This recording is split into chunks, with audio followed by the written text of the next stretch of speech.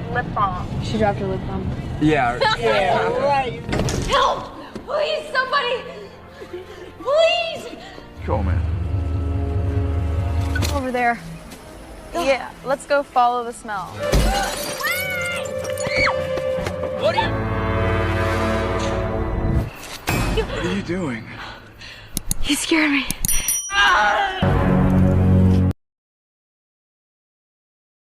Di awal film diperlihatkan 6 remaja yang berencana keluar kota nonton bisbol. Mereka adalah Carly, Nick kakak Carly, sosok paling berani di antara 3 pria lainnya, Wade pacar Carly, Dalton sahabat Nick, lalu Paige dan kekasihnya Blake. Merasa kelelahan dan sudah larut malam, mereka memutuskan berkemah dan melanjutkan perjalanan di keesokan paginya. Sesampainya di hutan, mereka segera memasang tenda dan menyalakan api unggun. Paige, come with me.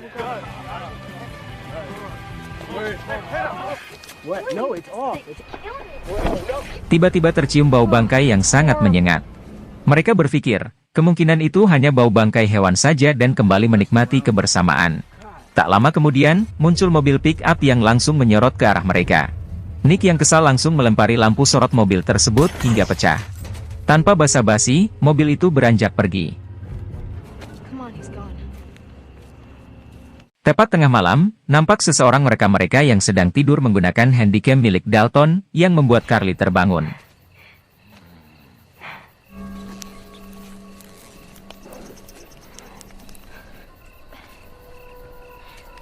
Ketika ia keluar memeriksanya, tiba-tiba What are you doing? He scared me. mereka pun kembali tidur. Singkat cerita siang pun tiba. Karena bangun kesiangan, Blake bergegas beres-beres agar tak ketinggalan nonton pertandingan.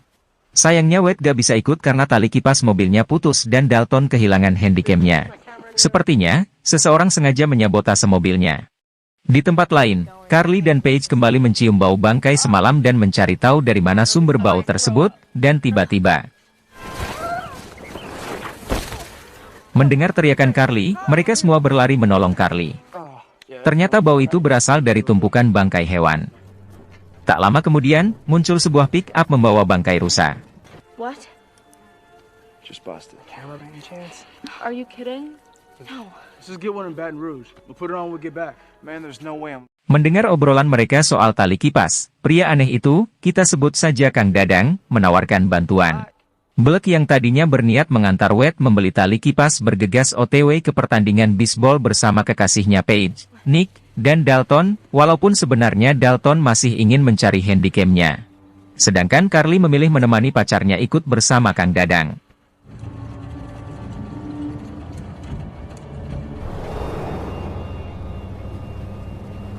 Sorry about that. Truck seen better day. Sesampainya di sana, mereka langsung menuju ke pom bensin mencari tali kipas. Sayangnya tak ada seorang pun di sana. Why? What happened? Traffic. Did you get that fan belt? Untuk itu mereka berinisiatif ke gereja, yang ternyata sedang melakukan upacara kematian. Sesaat kemudian seorang pria bernama Bo menghampiri mereka. Ia adalah pemilik pom bensin. Setelah mendengar penjelasan mereka, Bo bersedia membantunya, tapi sebelumnya ia harus menyelesaikan upacara pemakaman terlebih dahulu dan janjian bertemu di toko 1 jam kemudian. Sembari menunggu Bo, mereka pun berkeliling dan tanpa sengaja melihat museum rumah lilin. Pemandangan di dalam gedung membuat mereka terpukau, di mana seisi gedung ternyata terbuat dari lilin, termasuk gedungnya. Yang lebih mengagumkan lagi, patungnya sangat mirip manusia. Di tembok, Carly melihat berita tentang Trudy dan suaminya. Mereka berdua adalah pemilik sekaligus pembuat patung lilin. Yang tanpa mereka ketahui, di lantai bawah gedung itu nampak seseorang sedang membuat patung lilin. Dia adalah Vincent, saudara kembar Bo. Kita beralih sejenak ke rombongan Nick yang sedang terjebak macet. Mereka memutuskan kembali ke perkemahan menunggu Wade dan Carly di sana. Singkat cerita tibalah mereka di tempat tersebut. Nick dan Dalton berencana menyusul Carly dan Wade, sementara Blake dan Paige akan menunggu di tenda. Kembali ke museum. Wade dikagetkan oleh gongongan anjing yang dikiranya adalah patung. Dan saat Carly sedang bercermin, Wade segera memeriksanya keluar, namun ia tak menemukan siapapun. Sementara Carney yang masih berada di dalam, kembali dikejutkan salah satu patung yang tiba-tiba berada di belakangnya. This place is freaking me out. Singkat cerita 1 jam pun berlalu. Bo menemui mereka sesuai janji, sayangnya ukuran yang mereka butuhkan masih tersimpan di rumah Bo. Untuk itu ia mengajak mereka mengambilnya di sana. Vincent. I saw his name on a lot of the work. Sesampainya di sana, Carly menunggu di mobil, sementara Wade masuk ke rumah sekalian numpang pipis.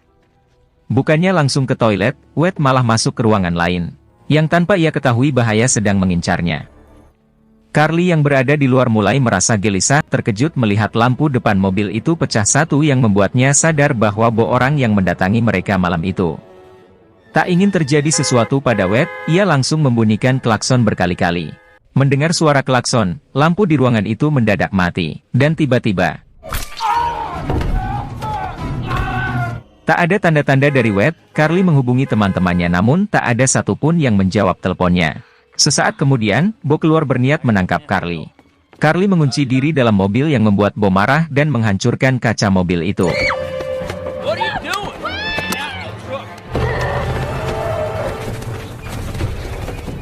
Carly yang berlari menuju gereja berniat meminta pertolongan, terkejut mengetahui orang-orang di gereja itu adalah patung lilin. Sementara itu di basement, Wade sedang dipersiapkan untuk dijadikan koleksi patung lilin berikutnya. Setelah membersihkan bulu-bulu Wade, Vincent menyemprotkan lilin panas ke tubuhnya. Itu artinya, semua orang di kota itu telah dijadikan patung oleh Bo dan saudara kembarnya Vincent. Dan pemakaman yang mereka saksikan waktu itu hanya settingan doang. Ngeri sekali guys. Singkat cerita, Bo akhirnya berhasil menangkap Carly. Ia menyekapnya di basement toko. Di saat bersamaan, Nick dan Dalton sudah berada di tempat itu. Man, there's music playing. I don't think anyone's here. Hello? Melihat kedatangan mereka, bibir Carly Dila menggunakan Alteco guna menghindari kegaduhan. Tadinya mereka sudah memeriksa toko itu, akan tetapi suara musik membuat mereka tak bisa mendengar suara Carly. Agar lebih mudah menemukan Carly dan Wade, mereka pun berpencar. Dan saat itu juga Nick menghampiri Bo yang baru keluar dari toko. Bo berkata bahwa ia belum melihat orang yang dicari Nick. Mendengar suara sang kakak, Carly berhasil melepaskan ikatannya. Ia mengeluarkan jarinya berharap kakaknya mengetahui keberadaannya. Naas, Bo yang melihatnya langsung memotong jari Carly yang membuatnya kesakitan. Tak ingin kehilangan sang kakak, Carly berusaha membuka lem di bibirnya menggunakan darah lalu berteriak memanggil Nick. Karena Nick bukan pria kaleng-kaleng, ia dengan mudah mengalahkan Kang Kopet Bo. Nick segera melepaskan ikatan adiknya. Sementara Dalton yang kini berada di rumah lilin, menemukan Wade yang sedang bermain piano. Dalton shock melihat kulit Wade sudah menyatu dengan lilin. Dan tiba-tiba, Kang Kopet Vincent langsung memisahkan kepala Dalton dari tubuhnya. Scene berpindah ke perkemahan, di mana Blood dan Paige akan melakukan mantap-mantap. Namun sebelumnya, ia membuka pesan dari Carly soal ancaman Kang Kopet. Sayangnya, Kopet Vincent sudah berada di tempat itu. Mereka berdua pun tewas secara mengenaskan. Kembali ke kota Kopet. Saat Nick mengambil crossbow, Bo langsung menembaki mereka menggunakan shotgun. Mereka pun masuk ke bioskop. Setelah berhasil melumpuhkan Kopet Bo dengan sebuah anak panah, mereka bergegas ke rumah Kang Kopet mencari keberadaan Wade dan Dalton. Mereka mencoba menghubungi 911, namun saluran telepon di kota itu sudah terputus. Disinilah Carly mengetahui, Bo dan Vincent adalah saudara kembar Siam. Di saat bersamaan terdengar suara pintu. Dan seperti biasanya, Kang Kopet gak mungkin langsung mati. Bo mencabut anak panah dari tubuhnya. Tak lama kemudian Vincent tiba membawa jasad Blood dan Paige. Terungkaplah fakta bahwa Bo adalah otak dari pembuatan patung lilin manusia. Sejak kecil Bo sudah terlihat berbeda. Ia selalu memberontak sehingga orang tuanya selalu memperlakukannya dengan kasar. Bahkan saat makan pun ia harus diikat, berbeda terbalik dengan Vincent. Hanya saja wajah Vincent lebih menyeramkan akibat operasi pemisahan tubuh kembar mereka. Itu sebabnya ia selalu menggunakan topeng lilin buatan ibunya yang bernama Trudy. Bo juga yang telah mencuci otak Vincent menjadi Kang Kopet dan menjadikan kota lilin. Dengan begitu tak ada seorang pun yang akan menghina wajah buruknya.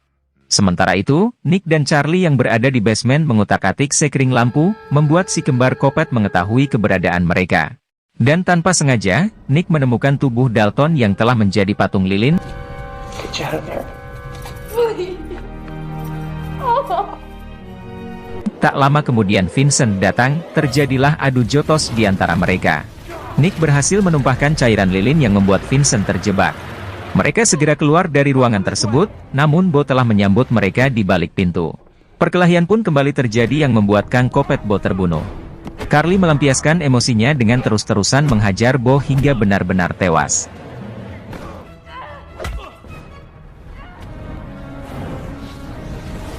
Vincent yang menemukan saudara kembarnya tewas langsung mengejar Carly. Nick yang terluka di bagian kaki hanya bisa berteriak. Di lantai atas Carly yang mulai terpojok ditolong oleh Nick. Perjuangan kakak beradik itu berhasil melenyapkan Vincent selama-lamanya.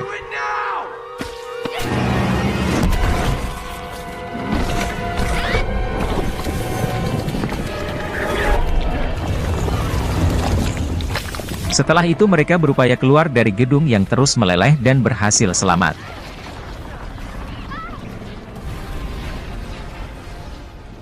Dari kepulan asap itulah, polisi akhirnya mendatangi tempat itu, yang sebenarnya sudah hilang dari peta. Disinilah mereka menyadari bahwa kasus menghilangnya banyak orang secara misterius dikarenakan ulah Kang Kopet bersaudara. Di akhir film, Sheriff mendapat informasi dari kantor bahwa Trudy dan suaminya memiliki 3 orang anak, yang salah satunya adalah Kang Dadang. Dan tamat.